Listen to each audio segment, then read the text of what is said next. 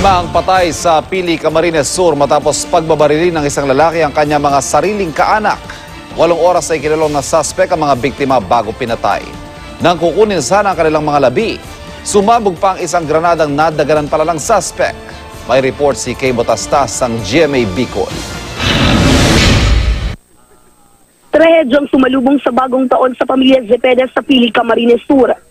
Patay ang 4 sa miyembro ng pamilya matapos magwala at mang-hostage ang kaanak na si Anthony Zepeda. Kwento ng pamangkin ng suspect, alas 8 raw ng umaga kahapon nang marinig niya na nakikipagtalo ang tiyuhin sa loob ng bahay. Bigla akong may narinig na pinagpok po. Narinig ko na po, nagsisigaw yung tita ko po. Nakatakas na po yung tita ko po. Matapos marinig ang pag-aaway, umalingaw-ngaw raw ang putok ng baril.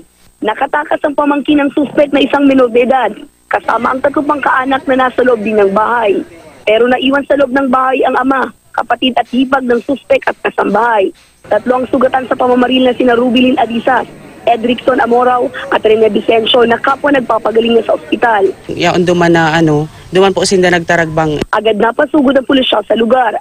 Pasado alas 5 ng hapon, pilit pinasok ng mga otoridad ang bahay ng mga Zepeda. Dito na nakita na wala ng buhay ang mga kaanak at maging ang suspect, patay na rin. Sinubukan ng ilabas ang katawan ng mga namatay sa insidente. Pero bigo ang mga otoridad matapos sumabog ang isang granada na nadaganan pala ng walang buhay na suspect. 3 katao pa ang nasugatan sa pagsabog kabilang ang isang pulis at 2 helper ng puniraryang kukuha sana sa mga labi. Kaninang umaga lang nailabas sa bahay ang mga labi ng mga namatay. Patuloy rin ang investigasyon ng mga otoridad sa pangyayari. Hindi pa makumpirma kung ano ang motibo ng insidente. Pero ayon sa PNP, hindi nila ito kinukonsidera na hostage taking. Ayon sa Crisis Committee Management ng Pili, wala silang naging pagkukulang sa insidente. Sa iling ko, okay man sinangyari ta.